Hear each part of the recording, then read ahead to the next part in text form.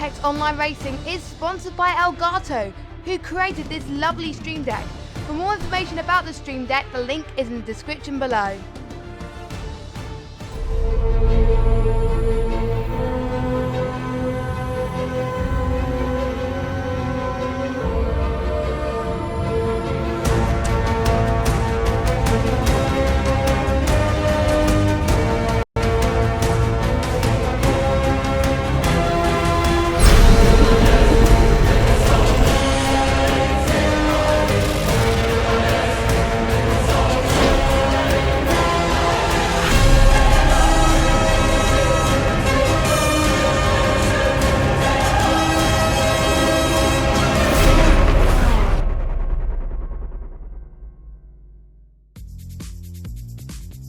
Ladies and gentlemen, my name is Evil Dragon, and welcome everyone to what can only be described as one of my favourite racing circuits, that is a street circuit, because no one likes Monaco in this world. Last time we raced out in Monaco, we didn't end well, so we're racing at Long Beach, which is much better. Joining me today, though, on this beautiful late, early autumn evening is the wonderful Miss Jess. Hello, Jess. Good evening, Evil, and what a great track Long Beach is, really. It was first opened in the mid-1970s. The first race was actually in 1975 for the Formula 5000 cars, for those of you that don't know, and Brian Redman won that race, and Formula 1 hosted an event here as well with Clay Regazzoni, the Vit for Ferrari, and it's all most famous for IndyCar, IMSA, and most recently Formula E. So yeah. Indeed. Now, of course, the circuit has undergone massive changes since its inception. The original circuit, 2.2 miles long, riding itself array down, of course, the famous straight start line. That is Bridgestone. That's the area still there today. However, it would take a quick sharp right. That it would have been where the tailgate turn is currently. It used to be a hairpin. That was called Queen's Hairpin. Then it had gone up pretty much following where the original kind of route would have gone. Of course, then originally back then, the start line was on the opposite end of the circuit. That was the finish line. However, the start line back in 1975 was down at Bridgestone, because that makes sense to me. Of course, the most recent change, of course, was in 2000. That was when it changed the first sector where it went up to Mclaren, down towards Seaside Ray, of course, and added the tailgate turn to Pine Avenue. So that was changed in 2000. We'll take you through that later on, Jess, as well. But we have a nice hot lap to do. Yep, and once again, it's from our one of our championship leaders, Jazzman. So he's going to take you on board around Long Beach. Yeah, welcome everybody. It's Jazzman, yep. Taking you on an onboard lap around Long Beach for round 4 of the GT3 Championship. Okay, here we are. Now we're heading on to the main straight. And you get up to, I think I get up to 5th gear. And I keep it there. I'm just trying to minimize my steering effort to not go with a lot of speed. Spot my braking points about the 400 meter board. Get down to 2nd gear. Focus on a really good exit here. Not worry about too much apex speed. This corner is a 1st gear corner. Again, more to focus on the exit is more important.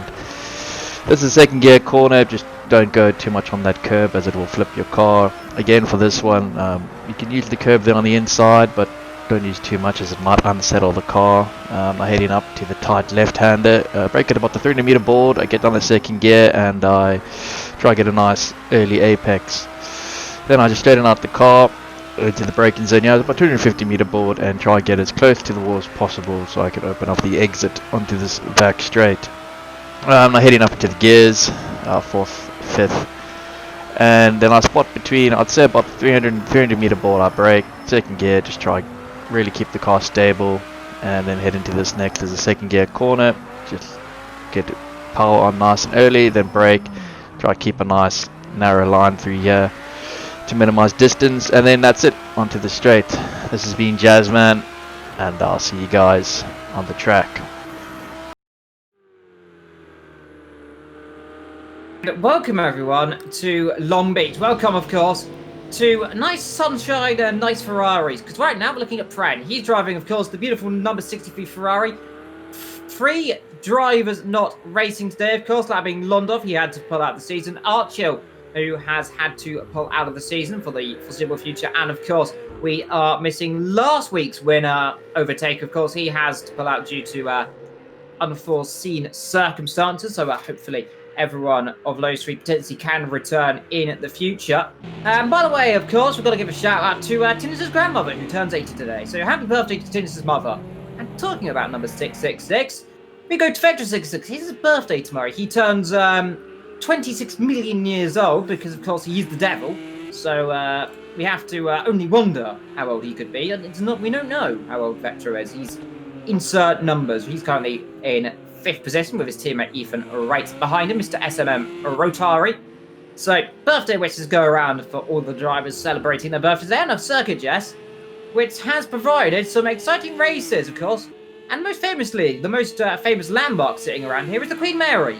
So make sure you don't go to room B52, I think it is, because you will not have a good time.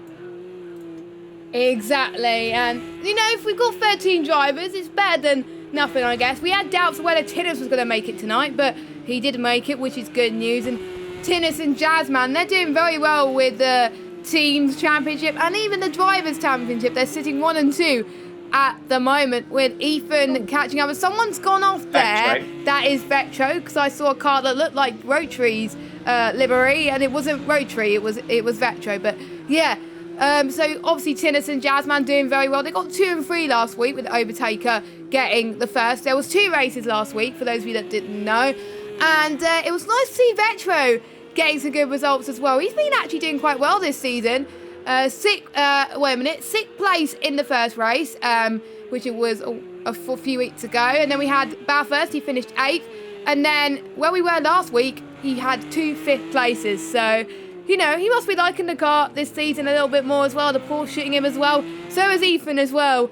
And we were speaking to Ethan earlier on, and he wasn't, he's not too confident about qualifying, but just watching him in the race, as he's already gone to a 1:17.1 right now in qualifying, setting the benchmark with Pren in second with a 1:18.1, but we still got the likes, I think we still got the likes of, I think everyone's almost set their lap time. Jazzman in 6th and Tinnis in 6th, but it's just their banker laps at the moment, just to see how it feels like, and hopefully there's not much carnage like we've seen in IndyCar when we last hosted the race there, because when I commentated on Xbox, there was like only a few finishers. Yeah, there was a few finishers and and a lot of retirements. So hopefully it doesn't happen here. So yeah. Indeed, so far 1:17, 1:16.9. Now this is the pace that Jazzman said he was trying to be doing in qualifying. He said 16s are possible and low 17s as well. Now we expect Jazzman, Tinnis and Ethan to be really the only major drivers up there so far. Already Big Daddy 6 tenths down on Ethan, give or take there. So not too bad for him. Let's see what Pren can do. He's at 17.9. We believe and only expect here from what we've been told, and by the pace of these 3 drivers throughout the last couple of the races, that these 3 are like Formula 1, in fact, only the top 3 really getting the top 3 positions most of the races, are going to be the top 3 in qualifying. Jazzman, he's so far 1:16.9. Ethan so far crossing line, he is on a 1:17.1, just over 2 tenths behind.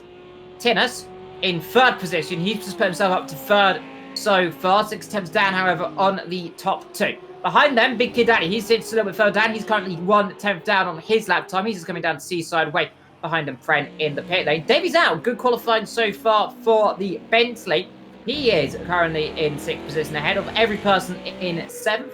Good old Chick Hicks Chicano in 8th position, ahead of Zat 101. An improvement from his pace in the previous couple of rounds. He's finally started to get some momentum on a circuit where going off the road is easy to do.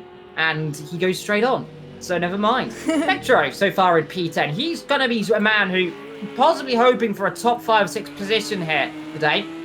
A circuit that's very much difficult, more or less like Monaco, and we saw how Monaco went for some of these drivers. A lot of difficulties. Esser in the other Porsche, he's in 11th. Slicker down in 12th, and Dan and Sinclair in the Audi. The man who was doing so well last week, of course, he is in 13th position so far. Of course, 8 minutes to go still in qualifying, Jess. We got a lot of things that can still happen. Jazzman Creasley on provisional pole.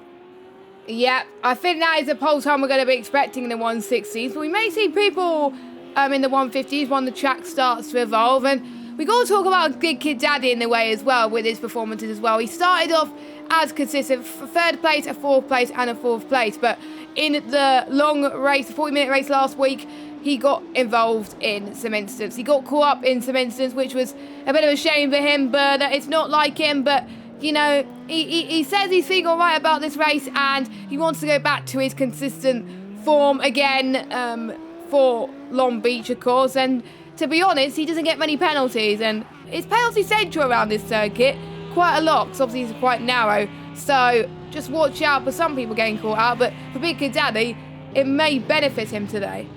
Yeah, improvement there of 117.3. So far, though, Jazzman 116.7.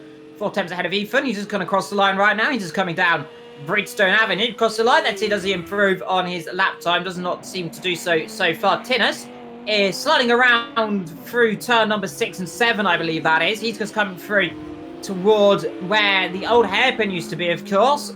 Seaside hairpin, as I used to sometimes call it when I was younger. Through a come down towards Seaside Way. That is, of course, that corner there. But it's always called Seaside Way. Now up to through Pine Avenue, of course. Very happily, they've named all the signposts and names of the corners in the straight, which is nice for the Americans to do that for us. They named all the corners because it's a street circuit. And it very much does sit pretty much in the downtown of Los Angeles, of course, more on the south side, near the port of LA as well. So you can go here if you want, of course. Like I said, go to the Queen Mary. It's a nice hotel to go and sleep at. Just don't sleep anywhere on B-Deck. It's not a good idea.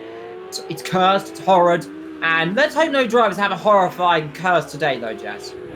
I hope not. I think we jinxed quite a few people last week, and a few people got annoyed. So let's just hope that we don't say things that meant to hurt them and stuff, because we said that a few drivers could win the race and they ended up didn't. So, you know, but it is one of those circuits where we're almost certain going to get commentators' curses. I think in Monaco last season, I hold the record for getting the most commentators' curses in one race, but it was an endurance race. Don't forget, we got the endurance race next week, the 90-minute race in the Red Bull Ring, which I'm looking forward to as well. Jazzman crosses the line to set his next lap time.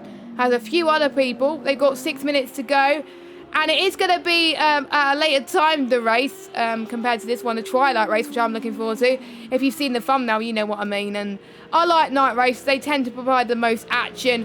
But Monaco, it was a shame there wasn't much action. But I know Long Beach is going to have a lot more due to the fact there is more overtaking opportunities, as Vetro is going to just past Toyota as he's going for the next set of corners as well. I think with only a few drivers missing, with only 13 drivers, more people could potentially get some points. Every driver who finishes gets points. But we got to hope the ones that haven't been as lucky, such as Zout, will will basically have a good race. Because obviously Overtaker was lower down in the standings, now he's won a race. So hopefully Zout will have a similar thing right now. Yeah, indeed, of course. Hoping for a few drivers to make some good results. Darren Sinclair, meanwhile, disappointing a little bit in the Audi, of course. Audi previously here, they do not really go around here very well, the Audi cars. It has had a few good podiums, I think, here and there back in previous seasons, if my memory serves me correct. However, those were really driven by certain drivers that really just opened on the car. That was like the times we had Scold, Ethan, loads drivers driving in the Audi back those days. We're talking about 5-6 seasons ago, remember? So, long time ago. That was about a year and a half ago, potentially, if I remember correctly. So, anything can happen. Of course, he even ended up flipping in that race. He flipped right here up into the bridge. So let's hope he doesn't do that today, because he hit that bridge. Well, not a bridge. It's more of a building, to be fair, of anything. But an overpass building bridge. So don't want to be hitting that too easily. But anything can happen. Well, meanwhile, SMM Rotary in the pit lane is coming out of it. So far, 117.1. Still that 4 tenths off behind. Vicky Daddy impressive in 4th so far ahead of Tinnage. He's just going to cross the line now as obviously one of the Ferraris of damage on the front end. Tinnis, let's see where he can go. Goes 3 tenths up, puts himself for it just behind even so far. 3rd place for the nice, beautiful Tinnis. Vicky Daddy going to the line as well, followed quickly by every person in the Mclaren then. So let's see, Lamborghini, where can he go? Can he go to snatch 4th back? No, he can't. He's 2 seconds down. What about every person? Well, everyone's tearing him on, and he goes up to 7th so far. Not too bad for his lap time. Vettel just coming through the last couple of corners as well. The Dutch driver, the number 17, blinding his way. The orange Dutch orange, of course, on his card so we can distinguish what he's driving, where he's from through the last corner, down towards Bridgestone. Well, straight corner, really. He keeps the car to the inside as much as he can, crosses the line 2 turns up, puts himself P9. Yep, time's pretty close already. Probably the closest qualifying we're seeing so far as well. But the gap between Jazzman and Rotary is about 4 tenths. But hopefully we can see people close in at that respect as well. Because a few tenths can make a difference of you being, say, third place or even 5th place. That's how now these circuits are for these kind of things. But with 3 minutes left to go, there's still a chance for more people to get their final laps in as Out goes into the pit lane. He's been in the wall, Jess, I think. Look, his car's grabbing a little bit, so he's gone off. Potential pit stop practice, but even in it's been a 10-minute qualifying session, we're seeing cars, you've seen about 3-4 of them with damage, Jess. This could mean this race could be on for rather of a race of attrition, like they say, as I always used to call it nutrition, because I forget what attrition and attrition is between each other sometimes, because I am I make mistakes like that.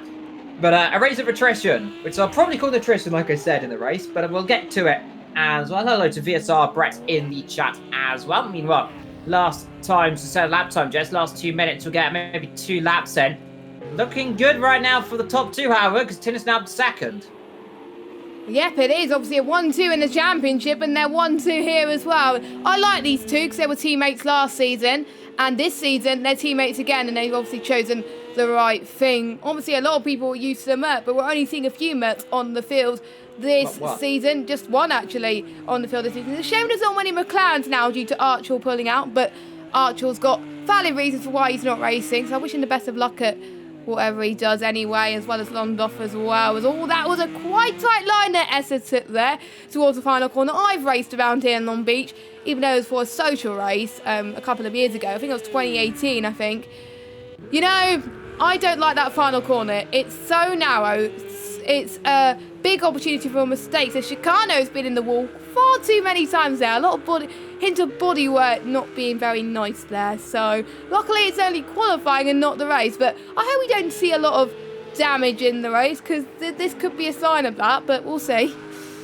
Indeed, of course. Now, an interesting thing to point out as well. Well, we're on board with Ethan then, whilst we're here.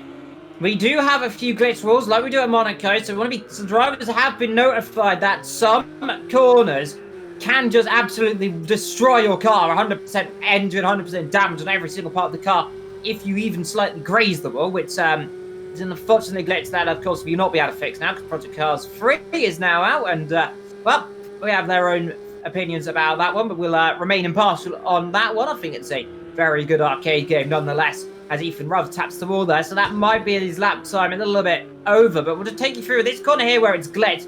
It's his right-hander here. Now, on the left there is a glitched wall. If you hit that wall, occasionally you could just completely blow your engine up, so we'll be watching out for drivers doing that. Ethan rather squiggly on the exit of turn number 6 then, so he's rather struggling his way through top 2 in the pit lane. One car going around, that's Slicker, I think, spinning around. Is that Slicker going around? He's Slicker going around. He's going pirouetting through turn 5. And back to the pit lane with him. So back to Ethan then, sliding that Porsche's rear end like a galloping sausage around the last couple of corners. Well, down Seaside Way he goes, down towards the tricky braking zone. Now, this one's more difficult than most. The braking in, it's almost kind of, you'll have to turn, because if you go a little bit straight, you're going straight into the car park for that quick, sudden braking zone into the, pretty much, the double right-hander, give or take, as there goes Chicana going round into the wall. Let's see Ethan then. Needs to find 4 tenths of a second. Doesn't look like the best lap time for him. So, now he does go up to second hours, so despite him being a little bit more, looks like a struggling lap, because he was sliding all over the place, still managed to go second, so very good lap time for him. We're waiting for the other couple of drivers, so we've got Chicano.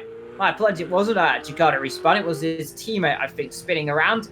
I think it might have been Trent. So Chicano, let's see where he crosses the line. He stays in 9th, waiting for Essa and then BKD to cross the line then. So Essa second, but third on the line of Porsche. He comes on the pit lane to abandon his lap time. So now all down to Big Kid Daddy then. Let's see.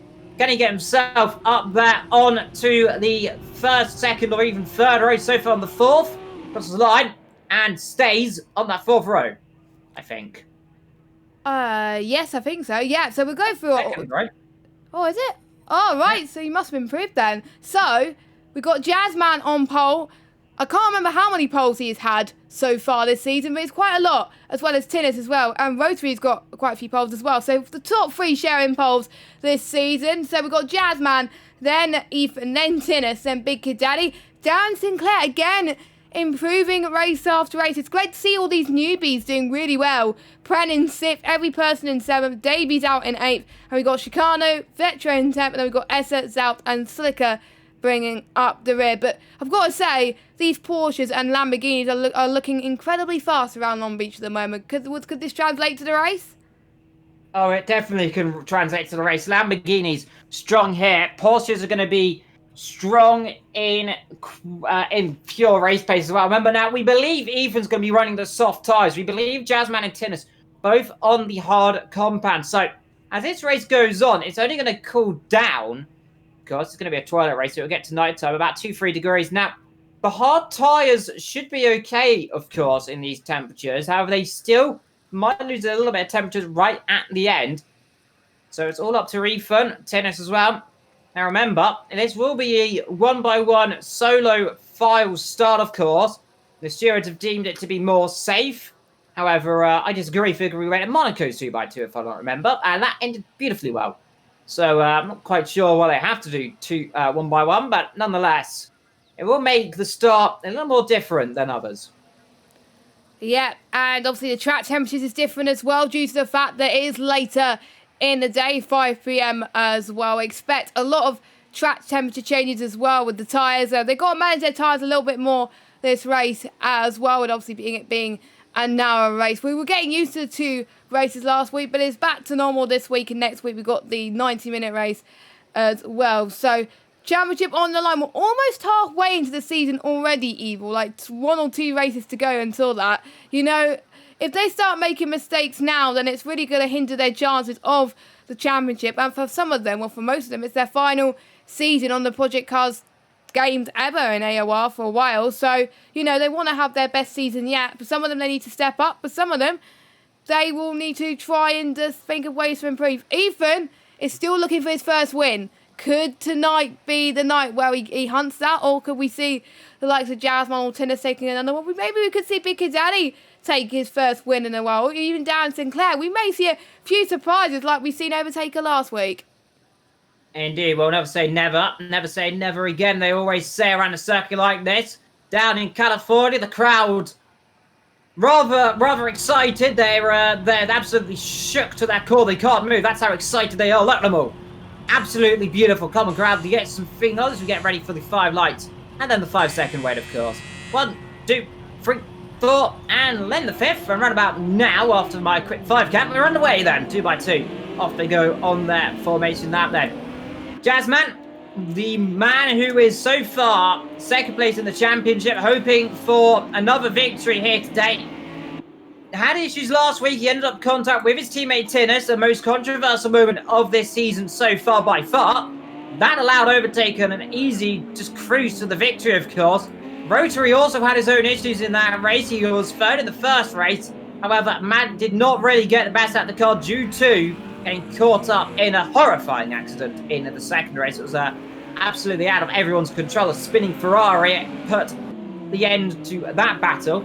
Could have got 2nd potentially in that race. Who knows? Ethan said earlier on, he's just hoping to put on the pressure for Jazzman. Try and make him make a mistake.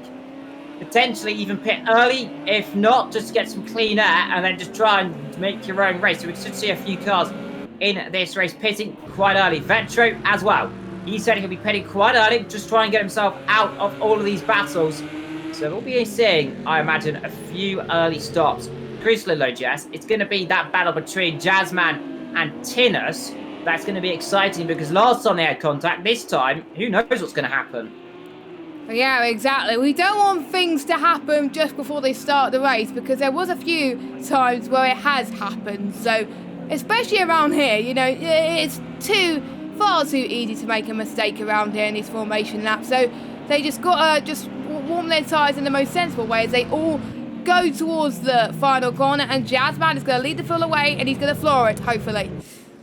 Well, here we go then. Just wait for them. They all come through there. I'm surprised they don't need to do the 2x2 here because they've all gone through the last corner A-OK. Here we go then. 3, 2, 1. Jazzman's bolted straight away. Then good start from Jazzman. Ethan Cummings following suit then to come down through what technically is turn 1 down towards turn number 2. Ethan a little bit further back, of course. Now, this was always going to be a possibility this would happen. We're just going to see a few cars going through overtakes down the background. Vetro, I think, on Chicano, or Chicano on Vetro, vice versa.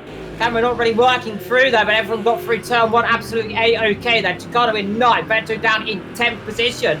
So far as Chicano rather running a little bit wide through turn 3 and 4. Coming up through turn number 5. So far, though, this starting procedure seems to be working quite well. Jazzman leads, Ethan in 2nd. Top 2 already pulled over a 2nd away from Tinnis and Vicky Daddy 3rd and 4th. Darren Sinclair sitting down there in 5th position. He's getting chased down by Brent in the first Ferrari in 6th. Behind them, every person in 7th. The Bentley in 8th. Then comes Vetro and Chicano around the outside. Vetro attempting that. Through down towards Pine Avenue. Down straight they come then. Porsche looking a little bit punchy at the start of this race, and then having a little look up the inside. Well, as Bentley on the McLaren. I think the Bentley gets up the inside of the McLaren. The Porsche gets up the inside of the Ferrari. And everyone just about, Jess, surviving this first lap all in one order. Let's not jinx ourselves, Evil. We're not even halfway through this race yet. But yeah, still, they're doing it brilliantly. They put a lot of practice in the chat. I've seen a lot of people making some practice sessions as well. We still have people going side by side already. We've got Vetro trying to make some ground on every person as well. So he's up another position, up into 8th place. So he's gaining a bit off the start. Quite some more people are gaining a bit on the start as well. We've got Ethan closing up to Jazzman by every second, as we've got one of them, I think it's Zout, he's from move past Chicano as well, and Slicker too. Yeah.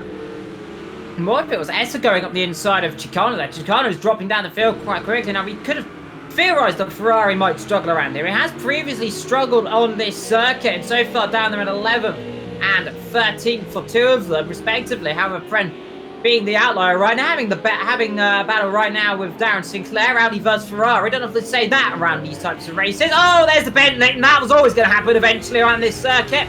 Well, never mind, I said I was an outlier in 6th, because now he's down in 11th, 12th, and 13th. That's poor Pren. Davey's out there, stuck down there as well. Let's see what's going on right now. And you would imagine they want to be moving right now, but of course they've got away there. So Davey's out, rather letting Pren back through. So a bit of sports from there. But curse number 1 so far of this race, saying Ferrari doing well, and now Ferrari not doing well. Well, I mean, well, that means Chicano's now up in 9th position. Now is leading Ferrari. So meanwhile, Vetro managed to get himself up to 6th. Darren Sinclair now into 5th position. And rather widely unchallenged right now by the looks of it, because the car ahead of him, quite far up the road. That is Esther, I think, making the move on every person around the outside down into turn number 1. Let's see if he got the move done. Runs a little too deep, of course. That might allow Chicano to have a little sliver up the inside. I think it's better of it. Cars behind as well. Zat 101 also having a little look as well in the Black Falcon Blue Mercedes. So far, though, Jess, all rather just keeping each other relatively clean apart from that small mistake we just saw a few seconds ago. Yeah, just that one little mistake, and that's it. I mean, you know, that's very unfortunate to be caught up in that. I mean, that could pretty much end your race, because once you hit damage, it's hard. I remember just around this corner here, actually, that's good timing, I managed to end up spinning in the wall, and I can't remember what cars it was. I think it was the Caterham cars, and that ended up ending my race due to mechanical damage. But meanwhile, Tinnis is caught up to the back of Ethan quite considerably, and we've got Jazzman. Ethan's in the pit, so is he doing a stop? Has he got damage? I don't even know. I think he's doing a stop. I think this is a scheduled stop. Now, they want to get themselves in the clean out. I think Ethan, he may have dropped it somewhere slightly around the circuit, because it was right up behind Jazzman. Now he's dropped behind a little bit. Tinnis in 2nd position, as the telemetry rather glitches out for me there. 3 seconds behind his teammate, 5 seconds to Big Daddy. So Lamborghini 1, 2, 3. Darren Sinclair in the Audi in 4th. Behind them, Vetro so far in 5th position, rather holding the fort for Team SMM pretty much, give or take. Every person in 6th position, Essa in 7th. Chicano in 8th, Zat 101 in 9th, and then comes Slicker back up to 10th position. Of course, he's been right down the back and pretty much his last position all but Davies out, who rather spun around earlier on. Rotary coming at the exit of the pit lane right now. And as well, Fren also exiting the pit lane from that spin earlier on, and potential damage for him as well. So far, top 2, 3 really running well. Well, top 4 pulling away. Then we've got this huge gaggle of 1, 2, 3, 4, 5 different manufacturers in one row. Because we've got, well, Porsche, McLaren, Porsche. So not really 5 different manufacturers in one row, but you get my point. Then comes the Ferrari. Behind them comes the Ferrari. Then comes the Mercedes. So never mind what I just said, because it's completely irrelevant. But technically, it is so far in this line. Lamborghini, Audi, Porsche, McLaren, give or take now it's a Ferrari, because here comes Chicano on Essa. Ferrari always punching a straight line around this circuit. Let's see if he can just about sliver run up the inside. No, he won't do it that. Now, I don't expect him to try and dive run up the inside from this far back, because Essa's rather got that covered, unless he locks up and goes into the wall, which they don't. Chicano rather almost goes in the wall instead. There's always a possibility, Jess. Turn number 1, incredibly tight, easy just to overshoot, isn't it? Yeah, it is. I found that quite too many times when doing social races here on this game. I think Long Beach was the first ever track I did on this game. So, yeah, I could totally agree with you on that, Evil. But they've still got 40 laps or so to pretty much nail these corners. And probably less than that, because obviously they'll be going into the pit lane as well. Just look at that beautiful view as well of the streets in Los Angeles. I like Los Angeles. I would like to live there, but that would be way too expensive for my liking. But the gaps are increasing just a little bit. They're finding their feet a bit more. Some people may opt for the undercut, just like Ethan did, but there may be people that may be sticking it out just for a little bit longer. We've seen Tinnis do it quite a few times this season. I won't be surprised if Tinnis does it again. Indeed. Well, thank you guys, by the way, for your kind comment. Always like productive comments like that. Keep it up. Royal, Chicano, Essa and every person battling themselves away. They're kind of their little gaggle of cars stuck behind Ventro right now. Ventro rather living up to his moniker being the Yano trolley train right now of this current little battle. So far, though, he's kind of pulling away, actually. As, oh, there we go, Essa into the wall. There we go, that was going to happen eventually, wasn't it? Essa, didn't I said earlier, Jess, Essa looked like he was going to go into the wall. Well, he's gone into the wall. Oh, so, well, I've rather done that one, unfortunately. Hello to Benji as well. Our every favourite little driver as well. Is in the wall goes Slicker. Want to be careful and damage the car from that one. We know that glitch will always pops themselves up. And once we're talking about certain drivers, I've got to say, Jess, and we can do this. Don't forget, we have an ACC league starting up in just a couple of days' time as well. So if you want to go and beat Mr. Benji, do feel so, because he is a god. According to the time trials, as far as I've seen so far. Slicker, so far in 9th position as well. He's always a driver, he's quite quick on ACC, so we'll be seeing quite a few drivers. 120 sign-ups the last time I checked, so wow. Do get themselves all signed up for that one. I had to go on ACC. It's actually really enjoyable. I'm actually quick on it somehow. So, yeah, but I'm commentating because I don't trust myself in racing. Unfortunately, I can't commentate because I have something that clashes, but I would have loved to do it, but you still get Mr. Evil Dragon, and hopefully he'll have someone alongside him. Someone familiar face, maybe, but we'll see. But yeah, join ACC, it's lovely. It's a great game, obviously. It's been out, I think, since the end of June, so and it's getting better and better, and private lobbies are starting to come into play as well, so that's quite nice. Essa's still going, which is fair play to Essa, so I guess in the damage he got is not too bad. In lag, you know, Jess. I mean, he lag taps the wall because he doesn't look. Like you said, he hasn't really got any damage. Imagine because he hit that wall. I mean, especially I don't know if on the stream you saw what Essa did, but if you did, let me know. But it definitely looked more like a clout more than anything else. He definitely stopped the car and then suddenly sprang back into life like a spring chicken. Meanwhile, though, Vector's starting to close up to Tinnis a little bit right now. Tinnis seems to he's either got damage or he's made a mistake somewhere because he's now behind Darren Sinclair and Big Daddy whilst we've been scrolling through and looking at battles going on. So let's have a little look. So first lap time 118. Vector rather wide into the wall actually in that corner. Person, let's see, having a little look at the inside. You're too far back. Yeah, far too back. You're not ramming the car off the road. Which he almost does. That was think close. We're seeing Vicky. Are we seeing Tinnis in the pit? We are seeing Tinnis in the pit. Then we're all seeing Essa in the pit lane as well. So Essa and Tintin pit in then for their scheduled stops.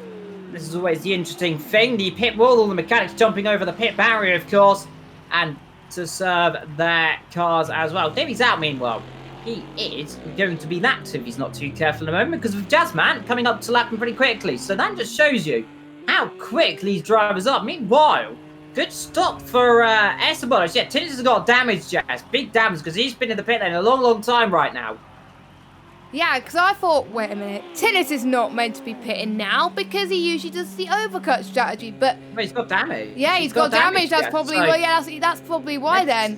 Let's see, Ethan should be able to jump ahead of his team, well, his fellow comrade in the Porsche. He does so. Ethan up to what is technically second position, give or take, on our in terms of pit stop telemetry. So let's see what they can do later on. So back to the battle of 4th, 5th, 6th, 7th, whatever you want to say it, because there's a big Titanic scrap so far. It's every person and Vetcher at the top of the mountain. Porsche, McLaren and Ferrari all batting together. I've not seen that in other categories of motorsport. However, so far we can only get a Ferrari and a McLaren battling, and even that's not really give or take. Meanwhile, though, this is GT racing, where everything's a lot more fair and close. Apart from if you're a Merc driving around certain circuits with certain drivers, that won the championship in the past, called Gazza and Bayraktar. And if you remember those two, they won everything. Legit, they were one of the best two teammates I've seen in that Mercedes. So far, though, no pressure on the other Mercedes so far. He's currently in 8th position, the Black Falcon Motorsport Car. So for Rafe, coming to pit stop there as well. Doing a better job than last couple of the races, Jess. He seems to be, getting a little more comfortable with this season in the car as he goes on. Yeah, exactly. Every season has new drivers and they can't expect to be fully comfortable straight away because you all have to start somewhere. So, you know, it's nice to see them grow and develop. We did see Overtaker last week get his first win. I've never had a third race win in league racing, ever really, so I never know what it's like. But imagine, you will probably remember your first league race win or podium for a long time to come, and even your first point as well. Meanwhile, we've got every person on Vetch. Covering the line pretty well is Jeffrey. He always puts him into the wall, man. The outside won't do it there. He'll be squeezed off. However, he's just about giving him the room. So fair play to Vetri. Now, let's see. Vetri should be able to dive one back up the inside here. Should be easy to do if he wants to be overly protected position. He decides not to then, lets him through. And now let's see Porsche versus McLaren down the straight line. Vetri should be within the chance of going back on the inside. They're down towards turn 1. That pull to the left. As now every person tries to give him a bit of a shimmy jam to the right there. Now he should just be able to sliver on up the inside. Down towards turn 1. As long as he makes the car and stops it okay, he does do so then. So good defensive work and good attacking work from Vetri. Meanwhile, Slicker starts to go into this battle as well. Yeah, Slicker as well, doing not too bad either as well. Obviously a few other people have pitted, but some people have not. And a few people benefiting from people's misfortunes. So again, that's what I was discussing earlier on as well. That's why Big Kid Daddy is near the top as well. Obviously Ethan has pitted and stuff, but you know, I'm surprised Evil, no one's got penalties. Meanwhile, every person is going to try and make a move past his, too far back. Yeah, past the Porsche. Hello, and Patrick gets a bit of a mistake through the exit, which he does. Now let's see, McLaren versus Porsche. Like we said though, the Porsche's got a ludicrous straight line speed advantage, so it's a bit too far back. It's about 3 tenths. So it'll be a shimmy sham unless Vetro goes and locks up and spins into the wall, which he doesn't.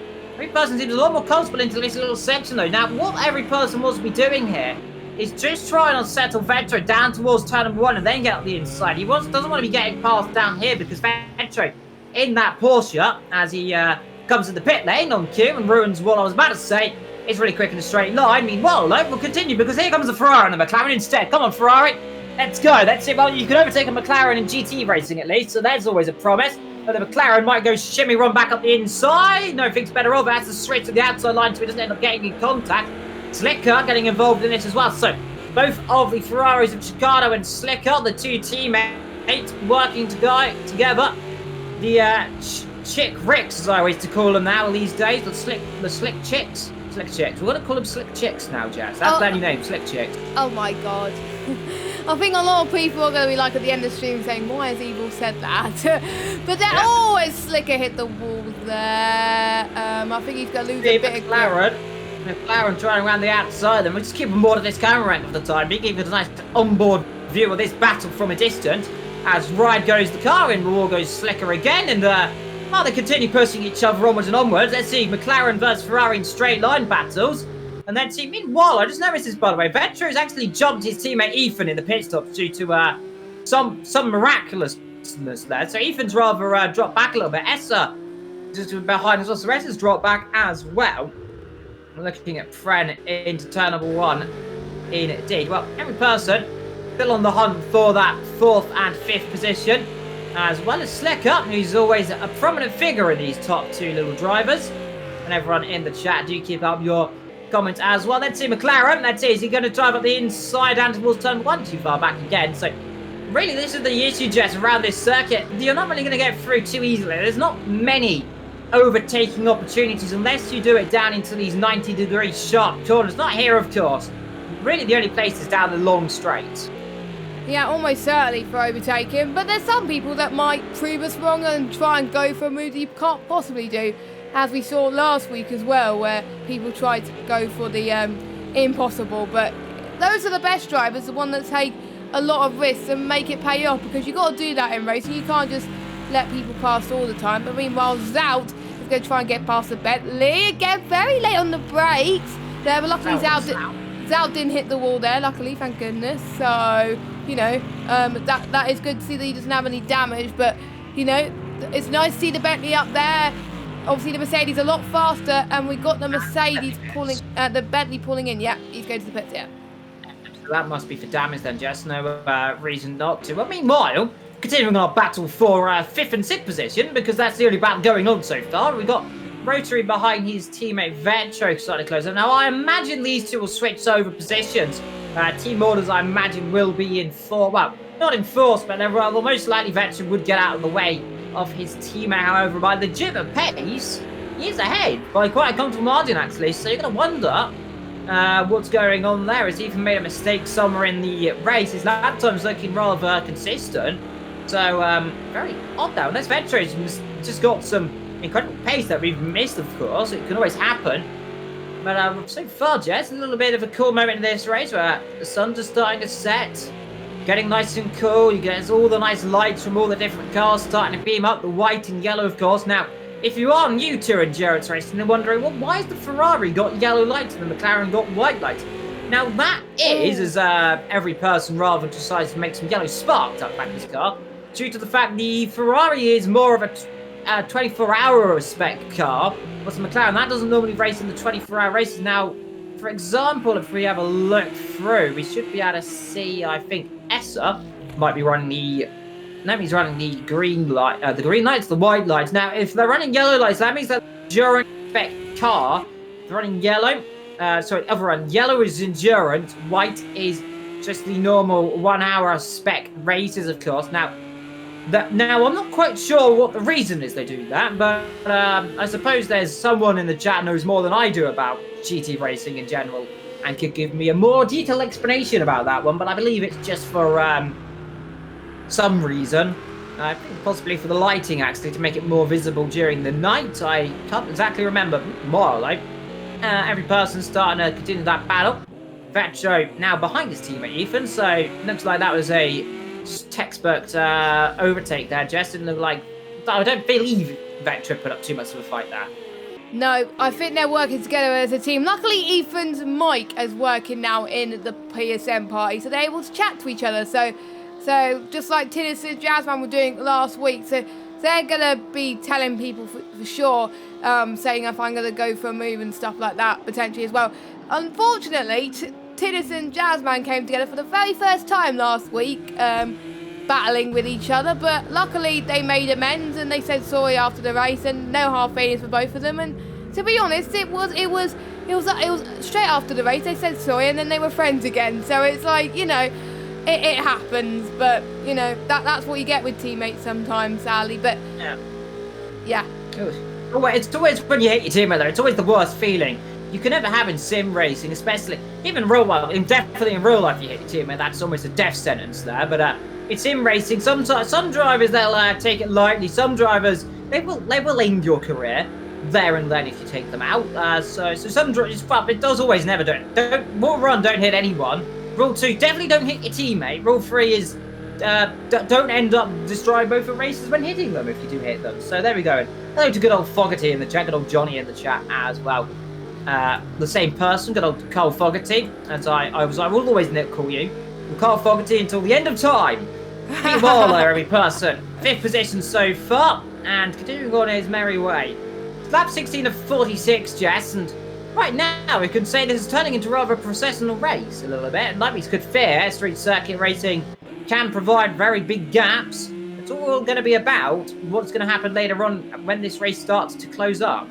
Yeah, I think it's going to be with a strategy as well for those people who haven't pitted. That's what's going to hinder people then, or help people really, to be honest, on the undercut potentially as well. Obviously, you know, I mean, it is a shame that it's turned into a processional race so far, like Monaco, but you know, there's a few people that are confident about this circuit, a few people that are not, and you can't be the best at every single circuit. There's one circuit that everyone loves and everyone's close on that circuit, but there's some circuits where like they're just bunched, they're just having their own little battle. But it is okay too. We're still seeing battles happening, just not very often. We got Vetro and Tinnis as well, and Ethan. I say that.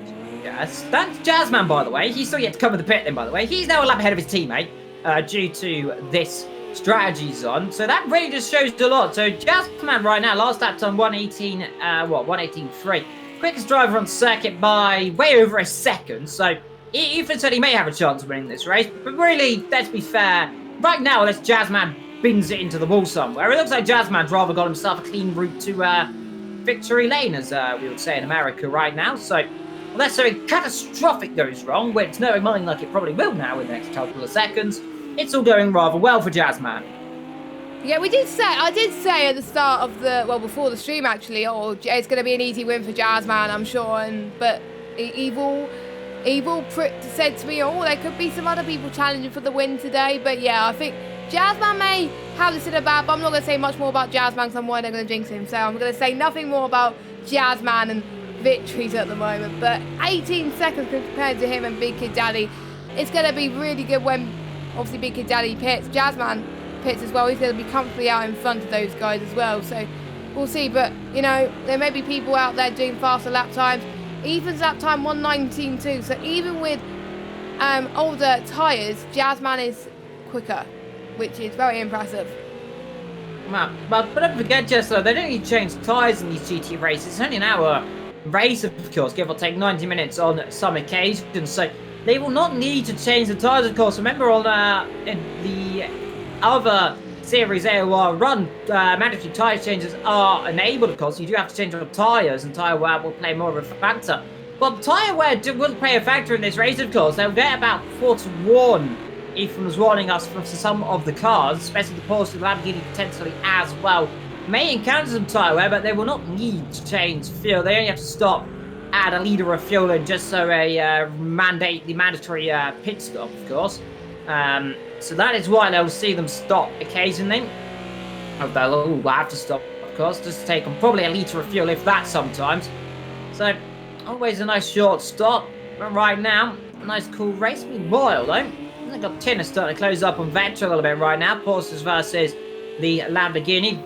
Tinnis right now only driver in the 1:18 bar Ethan and Jazzman, meaning there's 3 drivers in the 1:18. So, as I forget, one of the drivers exists. Tinnis so far, he very much is on his route back to the field. So far at P8. Now, in terms of net positions, I think he's rounded about 5th, 6th position, give or take. We don't know where Big Kid Daddy, Darren, Sinclair, Chicano, and every person would come out in this. Now, we believe every person would come out behind Vetro because he was earlier on in the race, and we believe potentially Chicano around that gap as well. 1:19.7s for him, 1:19.9. So, it could be very close between these couple of drivers as well. Darren Sinclair in the 1:20s.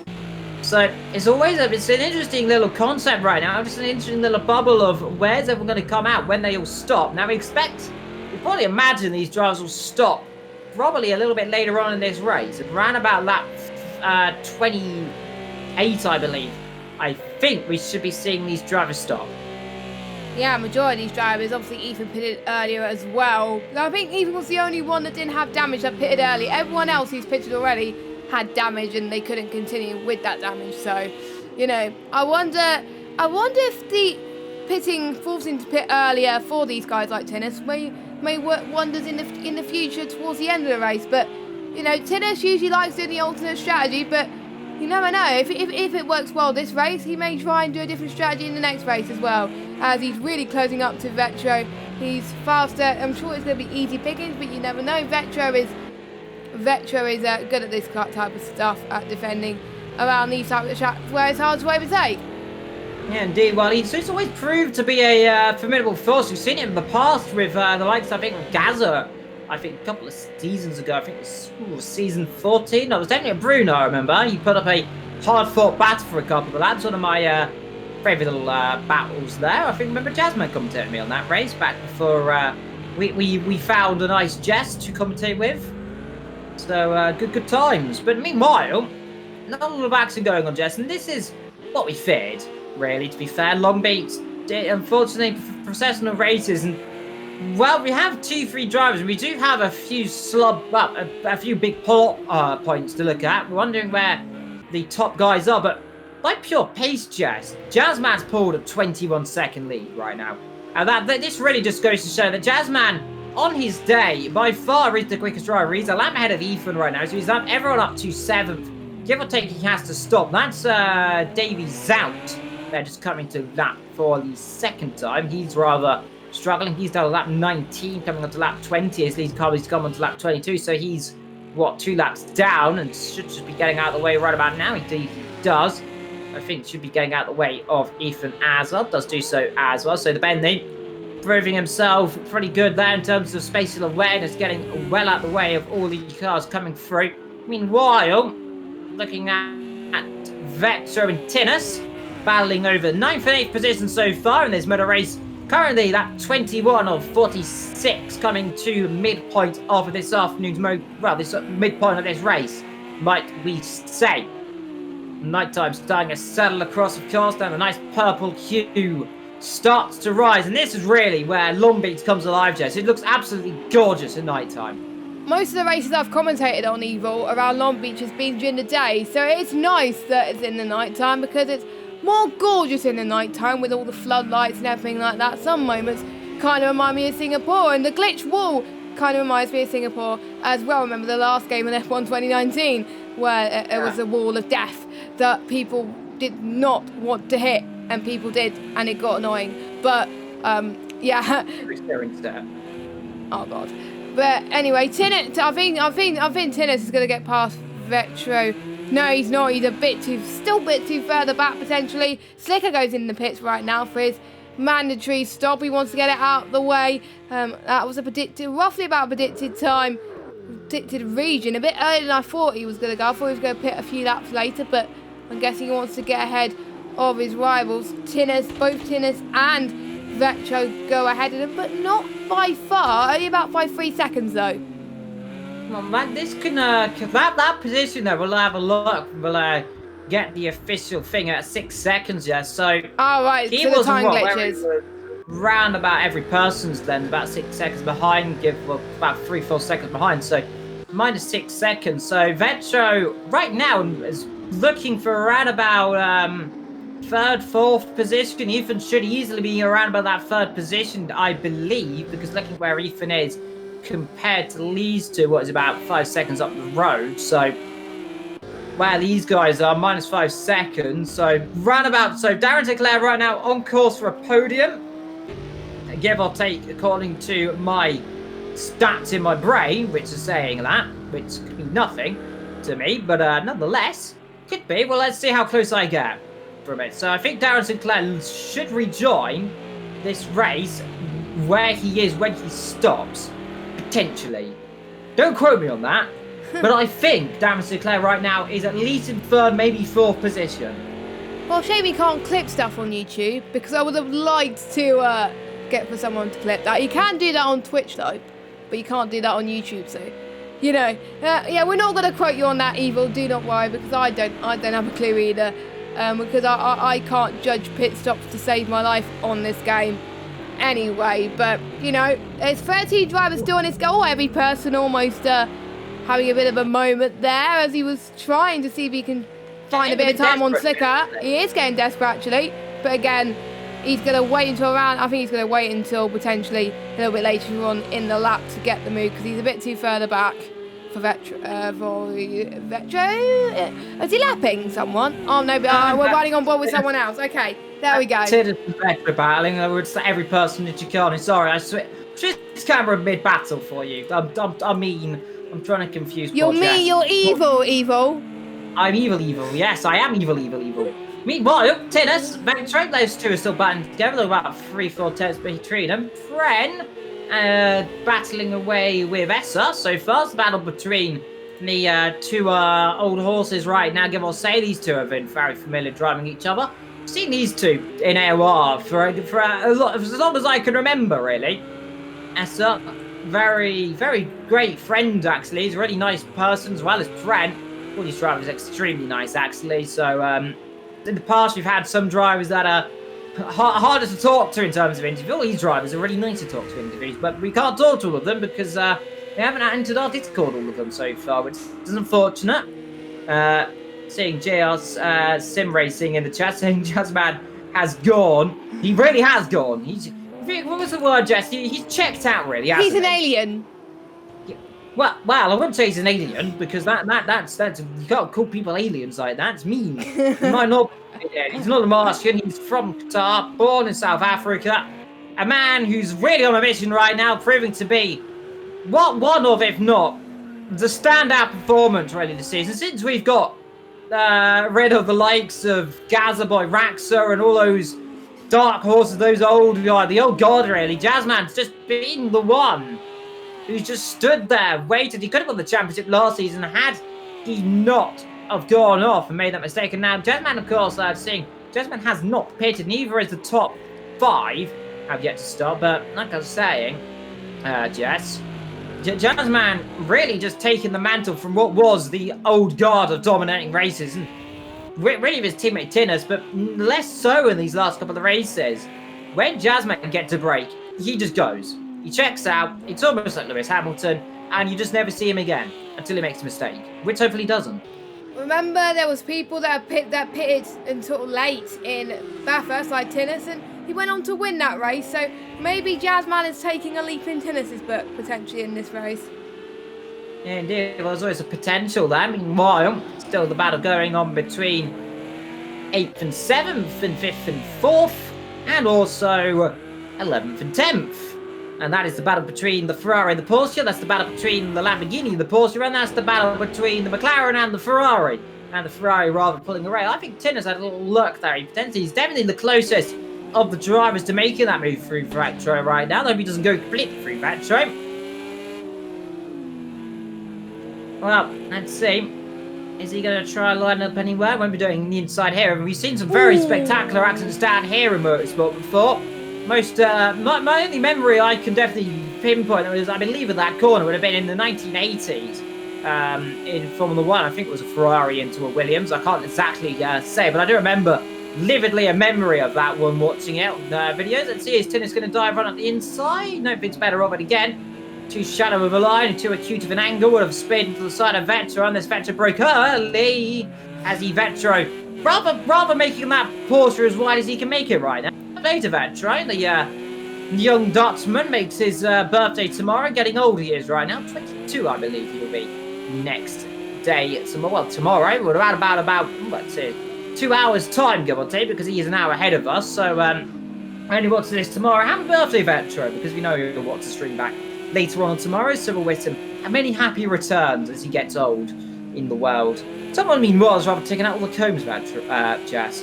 And someone has gone off the road up ahead. I wonder who's that. I can't tell who that was. Ethan who went off the road. I don't think it was, because he's still 6 seconds up the road. Someone went really deep into one of the corners. It might be someone that was near Ethan, potentially. I don't know. I just saw it look like on the mini-map, but we'll have a look at the time. Well, definitely wasn't Ethan, because he was really far up, so it might have just been my brain playing a... Your brain playing games, Evil. No one's dropped lap times because everyone is still in the 1 minute 18s. Right now the only man in the 1:18, Jazzman. He's a set of 1:18.1. Wow. He is on that last lap, by the way. The only one in the 1:18s. The nearest driver to him is I think, looking at the timing screen, Ethan, so far, he's in 6th position. Yeah, but he did a 118 as well, I believe, earlier on. Oh, Yeah. he almost hit the wall there. He's pushing it. 119.1. Next driver to that is Pren, 119.2. So it's an absolutely biblical pace right now from the championship leader, really. Well, he's Pushing not, on, pushing hard. he's not the championship leader. Tinnis is the championship leader. Well, he will be after this race if he's not careful. As long as I don't curse him right now, because Tinnis right now, is he going to move on the outside? Let's see, I don't think he'll do it around the outside there. Vetch has been rather cautious for that corner though, so again, you might get the move up the inside here as long as he doesn't sweep across and get damaged. I think Vetch might get himself a penalty for cutting that corner if he's not careful.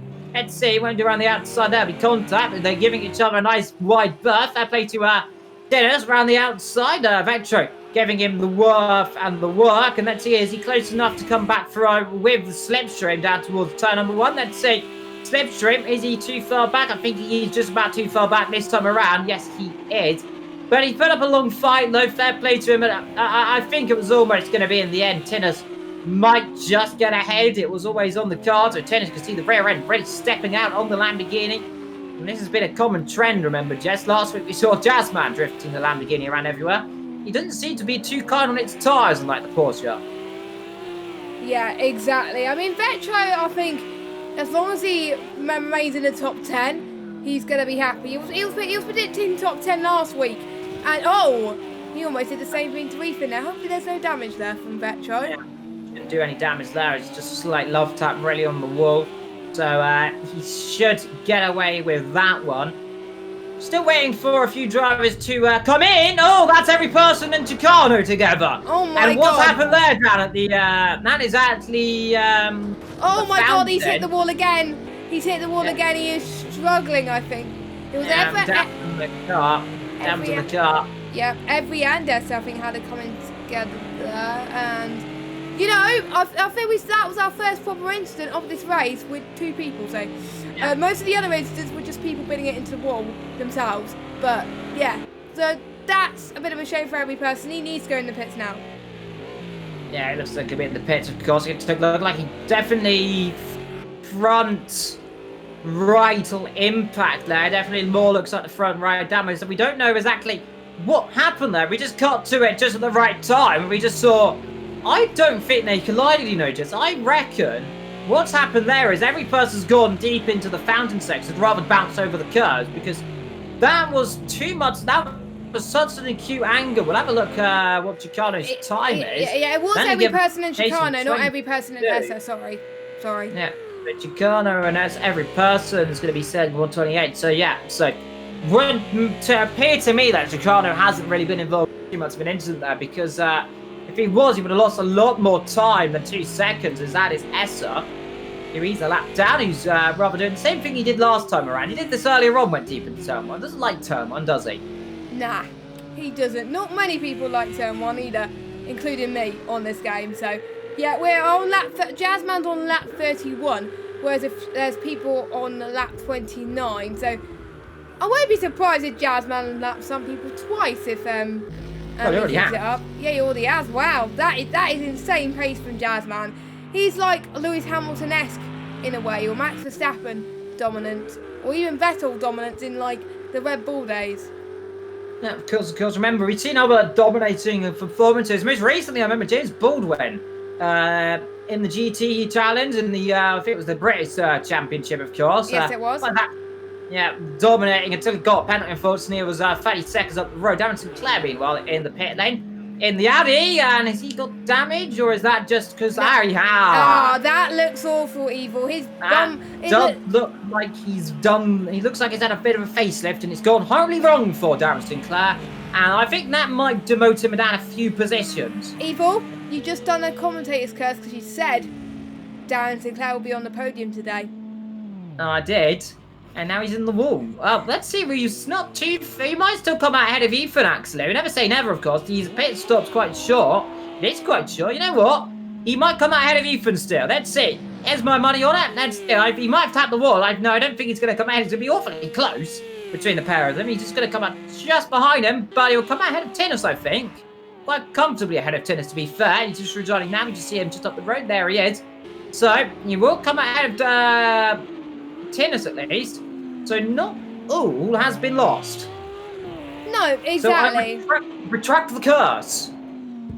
Yeah. I think we're going to keep that. No, we're going to keep the curse until it Wait, does he still have bodywork damage or something? Yeah, we'll have bodywork damage. If you get damage, Jess, of course, in this game, it could be for a minor thing. It could be for Cone that could have done that. We don't really know, but it didn't look like it was crabbing. By no means that was that a slow stop, to be fair, because I said it was going to be what? It was around about 5 seconds, 6 seconds, give or take, around that even window. It was only 7 seconds behind, so it was not too far around that window. To be fair, and Ethan did start setting some pretty consistent quick lap times. He is now the second quickest driver on the road. And to give a shadow of a doubt, Tinnis has gone off. That is the shadow of the doubt. That's Tinnis, who's gone off the road and back down to 8th. So all that work he got to get ahead of Vectro. All that work, back down he goes, back to 8th. So he's gone deep. That's at, probably towards Pine Avenue, down towards that little sector of the circuit. I imagine he's gone deep down there and he's locked up and gone straight on. We'll see. It should be around about... I imagine this lap time will be around about 1:23.7. I think this lap time will be for the time loss he set. Let's see. 1:23.7? 1:26.9. So he lost a lot of time in that then. So 6 seconds. So he's gone and spun. He hasn't got any damage, of course. He got very lucky. But so far, Jess, this race is starting to prove to be a little race of attrition right now. As Davey's out in the pit lane for the 4th time, I believe, in this road race. And he's rather having a struggle right now. He's lap 29, the leader right now on lap 33 of 46. Yeah, not that long to go, of course, but you never know what could happen here on these final few laps. It's not over until the fat lady sings, until the checker flag falls. So let's just see how this is going to work out in terms of how long these guys can pull through. Don't forget some of the Jasmine, I believe, still yet to pit, I believe. Is that right? No, not 4 still, we believe, yet to make the mandatory stop, of course. That is why I said earlier on, we don't know where Ethan actually is. Now, we know right now by terms of Biggie Daddy, who was second.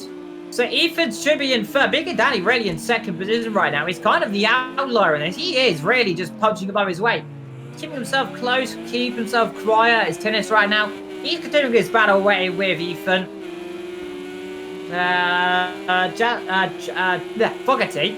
Oh, as I mix up my words, saying looked like Tinnis went straight on at turn 1. It was either turn 1, it was down at turn number 4, the other side of the circuit. It's always difficult to say because those runoffs completely parallel to each other. It's not Tinnis on the bow with Ethan, it's Tinnis on the bow with Vectro. Yeah, that way around. I'm getting confused, Jess. This race is definitely, it's a race of attrition for the commentators right now, because there's not a lot of going on. So I'm losing it slightly. Nevertheless, Tinnis, he's keeping his pressure on. He's keeping the pressure on Vectro. Just up the road, that's Darren Sinclair you're just seeing in the only Audi in this race. 16-point turn, Johnny's saying in the chat. So many turns for Tintin there. Yeah. As they come through the side way.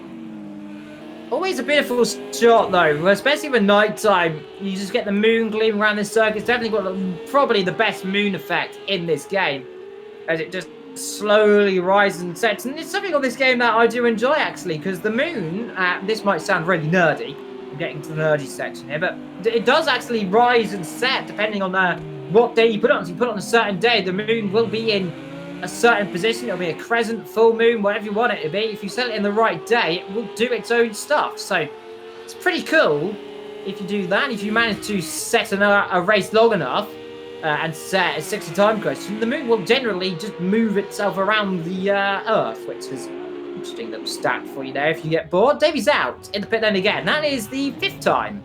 I think it's the 6th time he's been in the pit lane now. He's not having a good day, the poor Bentley driver, is he? No, Piers. No, oh, that's Darren Sinclair. That day. Darren Sinclair. Well, never mind. Just know I said earlier Rolling was on for a podium. Well, now he's definitely not. He's gone off the road. He's clear. Now he's clouted the wall then, Jess. On the exit of the fountain section, he spun the car. So nothing he could do, unfortunately, there. He's rather lucky that Vectro did not get involved. And that probably suspension damage, I imagine, on the rear of that car, as every person now comes in the pit lane for his scheduled stop, and he looks like he's also got damage. I think that was earlier on when he hit the wall down at the fountain. And the fountain rather just proving to be more of the difficult situation, as here comes Ethan now to claim his 4th position away from every person by a comfortable margin. This will be probably about 10 seconds, I imagine, give or take, ahead. Yeah, I think so too. As I think a lot of people have benefited from other people's mistakes, as every person has still got a bit of bodywork, but it's going to be close. I think Vector will jump. He'll go ahead behind Vector, I think. He'll be very close down towards turn number 1. With Vector, I think they'll be exiting the pit limit right now. There they come right now. He flashed on the light, so yeah, very close, but a little bit further back now. This is roughly where I think we were putting every person right now. So, let me lock up straight onto turn number 1, gets away with it. The pit exit of this circuit, by the way, and I'm just going to be blunt here, is the worst exit of a pit lane I've ever seen in a motor race, because you're basically joining a circuit and you have to make a very sudden 90-degree turn, otherwise you're going straight into a barrier. Now, there's a bit of an undersight from the circuit developers there. Alas, that is what it's like in real life. Well, in real life, you're allowed to cut it a little bit earlier than that. In the game, you have to run yourself right up against the wall. So, if you do make a mistake there, Jess, it's a one-way trip to Narnia, really. Yeah, it's a bit of hit and miss for some of these drivers. Sometimes you do it well, sometimes you don't. So, that is something that is a bit scary if you look at it. But that's why I'm a commentator rather than a racing driver around this circuit. 118.6 for your race leader right now. He's the only driver in the 118s bar no one, because he's the only one in the 118 so far. Pulling away, he's the only driver right now on that 37, because everyone else is on that 36, 35 and 34. Respectively, 35, I think Slicker might... Let's see who's else on that 34. Etter on 34, going to be Zout on that 31, so he's a long, long way down, unfortunately, due to issues, of course. Some drivers, they'll struggle around some circuits. The Bentley around here, you just must admit, Jess, it's probably would have struggled around here. It's rather large. And unfortunately, some drivers will struggle around some circuits, of course. Davy's out, clipping the wall. This is, to be fair, though, he's carrying on, and you've got to give him commitment to him. Most drivers I probably would have given up by this point. So, well, I wouldn't have raced at this point because I've probably binned it in the wall out that number 1 because I can't drive this circuit to save my life. So, fair play to Davies out. He may be 6 minutes off the lead, but he's carrying on. Shows the drivers who've got that pure racing instinct just to keep going no matter what. Well, no matter what's going on, every Tinnis is battling his way through. Tinnis battling way just ahead of every person just behind Vectro. Yeah, Retro could be on course to getting another good finish today compared to last week. So that'll be good to see, won't it? Maybe let's see who will be the most consistent after the end of the season. Will it be Big Kid Daddy or will it be Retro? Or will it be someone else? We'll see. Indeed, no, that's a good point actually there in the chat, by the way, from Foxy. The pit lane, you're technically not really meant to go through it here, like what we're doing now. I know in the IndyCar League, which you ran, what was it, 2 years ago, I think? It was a long, long time ago. 2018. If you went through that on 18, it was a long time ago. Went down into that pit lane, you would have got a penalty. The steward said, not only do that, last time he raced here, they said that as well. So, of course, they've relaxed that rule as well. Just because, of course, it's quite dangerous if you exit the pit lane and suddenly you've got fast cars blasting through the pit exit there. So, that could always be an issue, but they haven't really raised the point there, of course. The stewards and the head of the Project CARS season, they think that it's all fine, of course. The drivers are known to flash the lights to exit the pit lane just to alert other drivers, and then they will not cross it when another driver is exiting the pit lane. That's right now. The only battle going on in this race so far, lap 39 coming on to lap 40. A few moments time for your race leaders. Well, for your race leader, 45 seconds up the road. He's taking 2 seconds a lap out of the rest of the field. And you just got to say, Jess, this man is improving right now with Tinnis. Really right now just wanting to be the rear end of poor old Vector. He just wants to be in it. Yeah, you could say that again, Evil, I've got to say. But yeah, that was almost close into ending up something a lot worse than that. But luckily, Tinnis is a good racer. Every time people have raced Tinnis, he said how clean he is. So, you know, I'm sure Tinnis didn't mean it. Because there's been some close happenings towards that final corner where if you brake a bit late, you almost hit the back of them. But luckily, that didn't end in tears and they're still racing. So that's good news there. So, yeah, we're almost at the end of this race, actually. We're not that long to go. So, you know, we may not see some changes unless someone makes a mistake. Indeed. Well, Just looking in the fields, by the way, as there goes Vetcher wide, and you're not considered a mistake. Oh, commentator's curse. It's all over yet, though. He's back up the inside into the tricky right-hander. Then he might get himself back through. Tinnis is going to have to really shovel him here because the Porsche has got a good straight line speed here. He should just be able to nip one down the inside. Go on, Vetcher. Go down the inside, my friend. You got the late braking move. No, you don't. Never mind. Well, Tinnis seems to have got that position back through again then. So you always got to think Vetcher might try and go up the inside. But Vetcher, he's playing the smart game. He's playing the long game. Chicano, meanwhile, in the pit lane, and he'll come out behind all these drivers, I believe, as well. So, it's looking good, actually, for a top 4-5 position. Looks like a top 5 again for Vector right now. Of course, we're just waiting to see. He's exiting the pit lane now. There's actually pretty close between these three drivers. Let's see. He should just come out here. He'll be blasting that straight right now, just behind Vector, actually. So, Chicano doing an okay job so far in the Ferrari. Yep, I'd like to say, Foggy today, nice to see no retirements. Big Daddy now also enters the pit lane here on that number 39 to enter that number 40. The number, what number is he? Let's see, well, he is number 2, or is it 3? Or is it 90, number 3? 92. Is it number 3? It's 92, it's neither of them, it's 92. It's difficult to say because the number's embedded in the top of the car. And now, by technicality, Jazzman officially has lapped the entire field. Of course, he won't lap the entire because he's still yet to stop, of course, but what we like to imagine just for a brief moment, the Jazzman right now, legitimately, well, not legitimately, of course, but by technicality, he's now leading by a lap. Yeah, exactly. I mean, Jazzman, you know, he hasn't made a mistake all race. I wonder how he would have felt racing in a car that's this dominant right now. And Big Kid Daddy, great pit stop. It puts him in P2, which will be his best result of the season. And it'll be the first time that there will be no, for a while, in these normal races, that there will be no Jazzman and Tinnis 1-2. So that's an interesting sight. Of course, like we said, though, like I said last week, it wasn't a normal race. It was the sprint and feature race, which provides good racing. As that Zap one, whoa, dear, that's spinning the wall heavily. Oh, that is dear Project God. CARS' free level of damage there, so he's gone backwards into the wall now. You'd imagine he'd be able to keep going with that mount with no rear ring, but he's got mechanical damage, remember, and he has to drive through the pit lane, which is a handy feature this game has. Where he does do so in the pit, so he's gone backwards in the wall. I'm wondering if he's been involved in. He's done that himself. Now, likely position he's done that could be clouting the wall down into probably the last couple of corners. Clips the wall down there, losing the rear is always a possibility. So that could be a place we can't see any damage or any debris anywhere around the circuit. Of course, it would have despawned by this point. Every person, meanwhile, continuing their battle with Chicano right now. So these two have been basically together the entire race, Jess, give or take their pit stops. Yeah, exactly. Jazzman's still got a few laps to go as well. And, you know, I think, to be honest, the championship may be potentially a 3-horse race if it stays that way at the moment between Jazzman, Tinnis, and maybe Rotary as well. But there may be a few other people in the mix like Big Kid Daddy who get those types of results like that, because we saw in a few championships where they've been dominant at the start of the season, and then after that they completely mess it up and they bought the championships. It's not over for anyone in any way, shape or form as we go towards the end of this race. I think he's still lapped the entire. Yeah, he's about to lap the entire field. Jazzman will still need to pit in a few laps' time. He's going to wait to the end. He can pit when he wants. He'll still come out in the lead.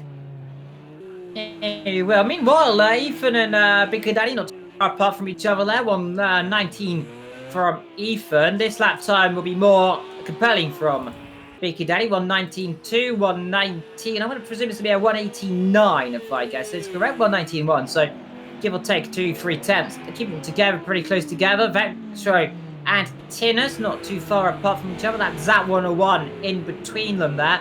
Then we got Vectro, the car of Chicano, and every person knows that's the 3-horse battle between the 3 manufactured cars. Technically the 4 manufactured cars, because then behind them we have Darren Sinclair. He's battling away with the secondary Ferrari.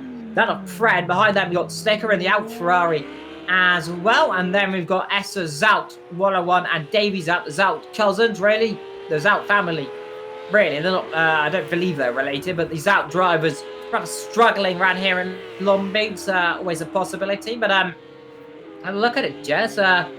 Rather been a quiet race compared to some other races this season, and proving to us at least sometimes the races can be calm, but there's always a little subplot going on in this race. Yeah, and it may be down to who can actually get the strategy right, and I think that's what it is, because no driver's got any penalties either. No one. Because for those of you that are new to Project Cars 2, you'll see a little red square, and a red square means they got a penalty, and usually it's a second. So, knowing me though, there'll be people that get it on the final few laps, and if that's so, I do apologise. They can blame me in the PSN chat later on, but there we go. It's good to see still a few people watching the stream. It's great to see, even though the race has turned to be a bit of a procession. But you know, it's great to see you guys are supporting your favourite drivers, of course. But you know, as Davey, I think everyone is still going, even despite damage. Like, look at Darren Sinclair's bodywork damage. Gone off just somewhere. He's He's lagging. Oh dear. Oh dear, oh dear. He's lagging. Wow. Ow, Jess. I don't want to say about our no DNFs here, but that looks like a bit of an issue. Oh my god! Now, I keep jinxing. Oh goodness. That's not gonna end in tears. I don't think it will. I know the lag can be some bad, but he's only got 2 laps to go. He should be fine. Oh look, who's in the pit finally? Thank the Lord. Jazzman's in the pit lane finally. He's finally decided, you know what, Evil, I'm coming to the pit lane. I've had enough. I'm just, you know, he could just go and cruise around the circuit right now. As long as he doesn't do that like at 2 miles an hour. Because, I mean, where's he going to come out? I mean, he's going to be probably ahead of 3rd position. I think he's definitely going to lap his teammate potentially. I don't think he will lap his teammate. I mean, he had a Vector and Chicano and every person, that little scrabble around for 5th, 6th, and 7th. But it's just been an incredible afternoon right now for your championship. Well, a wannabe championship leader, we'll call that. He will be the championship leader after the end of this, because the gap between Jazzman and Tillis was 6 points. So he's going to extend it by quite a lot, since Tillis is currently in 4th position, as every person is still, I think, Chicano as well. Look at that. Chicano on Vector, thinks bad on Chicano and Vector has to back off it there just at the inside to a cute angle again then. So, proving difficult, Vector. He's proving to be a little bit of a roadblock right now. He is not giving up this 5th position. You know what? I don't blame him. You know what? Everything for him, every out of steam. He's only got 1 lap to go because he's a lap down. So, to be fair of him, he has to survive 1 more lap of this race, and he's then he's done it. He would have completed every single lap perfectly then. No real mistakes. Good to see Scott in the chat. First season where I haven't competed in, of course. A shame he isn't, of course, but real life commitments, of course, for quite a lot of drivers in real life as well. Quite a lot of them starting to get work, moving on. So, let's see. Every person versus Chicano versus Vetra. The battle end for 5th, 6th, and 7th. Still going on right now between these 3 drivers. And right now, around the outside, having a little look up the inside. Won't do it down here, too far back. Just let us sit back, try. You could drive down the inside here, but that will not end well. And you, well, you could do that as well. I mean, that works. I mean, that's a little bit naughty, every person. You let it back through. He's got very low fuel, by the way, 5 litres. So I think he's rather happy right now the race is going to end in a minute, because he's going to run out of fuel in a minute. You know what? This has worked perfectly for him, because he's timed this to perfection, just because he run out of fuel otherwise. That was close. There was a few instances in a few races where someone almost ran out of fuel, and I think was it season 14 as well. We had that occurrence too. I remember Wolf ran out of fuel in a few races. Venture getting rather close to that wall right now, and Venture is going to be under pressure right now. He's not too careful. God. Clouds the curbs. Now let's see. I'll have to go to the inside. I'll have to cover the inside. Cover the inside, my friend. Does do so. Don't let him go the inside. Cover him. There we go. Does it perfectly then. So covers the inside line. Force him to go wide. I think every person just hit him right. Wow. Go right around the outside of him then. So that was there you go, my friend. Venture covering that line perfectly. He's listening to me. I think he's got spider senses going on. Unless he got himself a panic for going a bit wide there. He's done that perfectly, because now leads to a battling for the last 2 scraps of position. Meanwhile, coming through the last corners, by the way, and this is a man, by the way, who is rather dominating this race, because the nearest car to him is coming through turn 2 and 3. So, through the last corner, Jazzman by about 10 years, by the way. We'll just call it 10 years, 44 seconds. It's going to win this race. It's going to be a drag race to the line, by the way, just behind him, because look at this. Every person and Chicano, who's it going to be between the two of them? I think it's just going to be every person just drag race to the line. Every person just about gets that from Chicano, then 5th and 6th position. Vetro, again, 5th position, and he is going to be happy.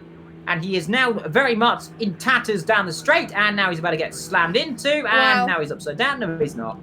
Never mind. Well, they've all finished.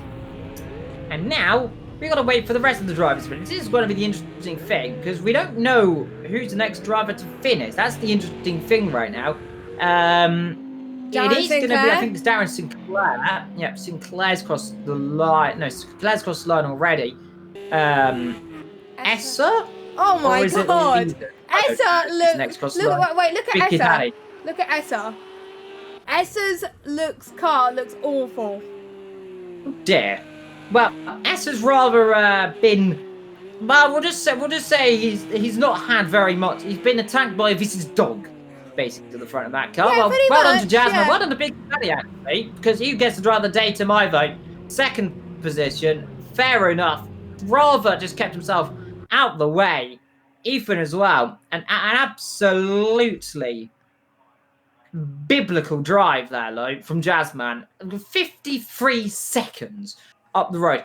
And this is going to be the interesting. This is going to be the confusing thing now, because my telemetry is completely buggered itself. Because right now, 53, 57, 1 minute 12 plus 6. Okay. Huh? So, yeah, that's everyone down from 5th down in a lap down there. That's why that's glitched out there. So, Big Kid Daddy, though, definitely to me, driver of the day. If not, Vetro as well. Yeah, Big Kid Daddy showing why he didn't have a good race. Well, a good race last week in the feature, but he forgot about that, and it helped him in this race here today as well. And interesting stat, Evil Dragon. Vetro got his 3rd, 5th place in a row. Vetro, consistent. Fogarty in the chat, by the way. S's car looks like a VW Beetle. Well, technically, the Porsche is a Beetle. So, I mean, technically, if you squished it enough, it would look like a Beetle. So, you know. But, yeah, I'm going to get your point. Well, let's go race, Jess. I think you let Combox 1 to go into. Well, we've already got 2 drivers in there. So, we'll go and drag them in one at a time. Should we interview our winner first, in Mr. Jazzman? We'll get them both in. Well, we'll start off with the man who rather proved to us that he is just OP in every way of the form. It is Jazzman dominating a race by pretty much a lap for most of that race until he pitted on the last 2-3 laps. Jazzman, what was that? Where would that come from? I've been able to get through it on a good rhythm this week around the track, and yeah, I was just really glad to obviously get pole. That just made my race, and then I just drove at 85%, just kept it on track, tried to stay consistent, and it paid off. I'm very, very, very happy with how it turned out today. Indeed, you lapped your teammate as well, if I'm not mistaken. I think you didn't actually lap everyone up to 5th. What's it like dominating a race? What was that car like throughout that race? Was that one of your best drivers you think you've ever had? I wouldn't call it one of my best drives, but the car was tricky once it got cold because I was on hard tires. So it wasn't easy to keep it on track. I had to minimize my braking points and stuff just to keep it going. But I'm very pleased. It's definitely in my top 10 drives. I mean, to win this race, it's not easy around Long Beach because any mistake can be punished. So I'm very happy. Just super happy, man. Indeed. Well, moving on from a man who had a very quiet race to a man who very much had a quiet race, give or take, from where I was sitting. Ethan, you're rather at the end of that race had a bit of a quiet race, but at the beginning, getting yourself in amongst the little battles going on, of course, that strategy of pitting early. Just take us through your race. I gotta say, pretty boring race, not gonna lie.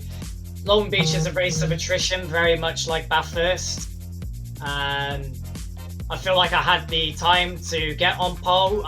one point I was actually 6/10 up on my lap, but unfortunately, Pren put it into a wall. Not going to point fingers, but I think he kind of did obstruct me a tad bit. But going into the race, I think the single file was kind of pointless. Not going to lie, I think it actually really hampered myself. It kind of benefited pole position, and from that point on, you can just lead the race.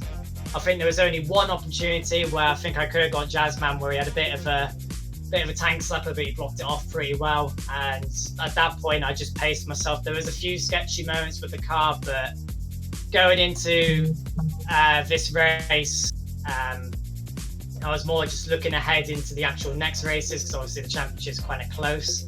So I just paced myself, made sure I was in a good position to accumulate some good points, which I've done so again. It's another podium in the Porsche.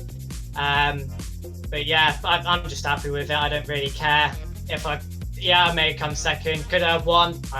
Maybe. Do I care? Not really. I'm not here to, get a bit upset at where I finish. I'm here to have fun, and that's the whole point, really. It's about having fun, not really. Doesn't really matter where you finish, because at the end of the day, the points are just something on the screen. They don't really mean much. Indeed. Again, your teammate, a brilliant position, and but what you gotta say, Vetro proving to be a pretty consistent driver, your teammate right now, isn't he? Backing you up. I gotta say, this race he was pretty consistent again. He did a very good job of holding up Tinnis. Obviously, Tinnis seemed to have struggled this race. Once again, it's attrition again, and Vectro's adapted really well to the different conditions and tracks come along. And you'd expect, I was expecting Tinnis to be really challenging up front, but he had a real shambles of a race. For all we could have known, that could have been Jazzman having a bit of a shambles of a race. That's just the way racing goes. But yeah, he's done really well. That's back-to-back P5. Well, I don't know where he came in the second race at Kota, but I'm pretty sure it was a good result. So, but every race has been a top 10, and he continues to excel. Of course, he's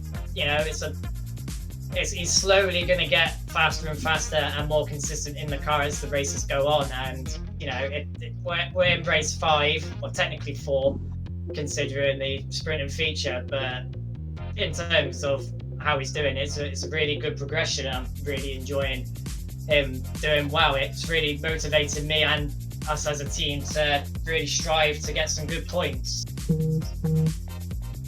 Indeed. Well, moving on downwards, every person, had a nice drag race to the line there, and you just about got position. Wow. Had some contact earlier on in the race over the fountain section or something. Take us through that fountain section and that finish. Yeah, I'm in the Mclaren, and it's so slow on the straight. So I made a couple of mistakes on the first lap, and then I passed someone, made a mistake, got passed back right again. So I was behind Chicano for a long time, and I was a bit faster. And then finally I was close enough, and he made a mistake into turn 1. Or he defended to the wrong side of the track, so I could take the undercut there. And I was on the left going into the fountain, and he was on the right, and the 2 in 1 don't go there. And I gave him not enough room, I'm not sure, but I think I drove myself into the wall there, tried to give him room. I pitted a couple of laps later because I lost about 7/10 from the damage. So I repaired the front end. And then when he pitted, he was right in front of me. And then Vectro was in front, and he was a bit slower in the last laps. I don't know if he had a problem or if he was a bit shaky because it was almost over. But I got a chance, and then to finally pass him on the finish line. Wow, I was so happy there. Yeah, Vectro rather helped you a little bit there as well, especially down into turn 6, really covering off Chicano, just letting you right around the outside, and it almost looked like, especially on board of Chicano, it almost looked like you tapped each other really, but very close personal and respect between you three throughout that last stage of the race. Yeah, it was very close. I wasn't sure where they were because they both went on the inside, so I was going to go for the undercut there as well, but then I noticed that Chicano was on my left, but he was very, very friendly and sportive there. But then I made a mistake, so he passed me again. on the straight because I'm in the McLaren, and then that final hairpin, I was a bit faster through the hairpin all race than everybody I was behind, so it was very frustrating because I couldn't get the exit and I don't have the straight line speed. So to pass him there was very satisfying. Yeah, you had contact, if I remember, the lap or two before into that hairpin with Chicano. You went into the rear of him because you were a bit with battery slowing everyone up a little bit, rather saving bacon, give or take. But to Jess, have you got any words for any of our drivers? Well, I've got to say, a brilliant win from Jazzman this evening. I mean, keep it up for this week as well. And obviously, Big Kid Daddy with the podiums as well as Ethan. And well done to everyone for actually making it to the end of the race. I think we've had no retirements either, which was great to see, wasn't it? So, I think it was the first race where we had no retirements this season, or? I think so. Yeah. So, well done, guys. There was a few people that were had damage and kept pitting, but they still kept going. So I've got to say, well done to those guys. And I can't remember where we are next week. Oh, we're in Austria. I should have said. Yeah, because I said it earlier on in the stream. 90-minute race, I believe, isn't it? So that should be interesting. Yeah. So we will see you guys then for that. I think there's no qualifying, just the race. And we'll see if Jazzman could continue his form. Will we see the likes of Tinners challenge him, or even a different driver challenge him as well? But I've been Jess, Evil's been Evil. I nearly said I've been evil, but I'm not evil. So, we will see you next week. Have a good evening and goodbye.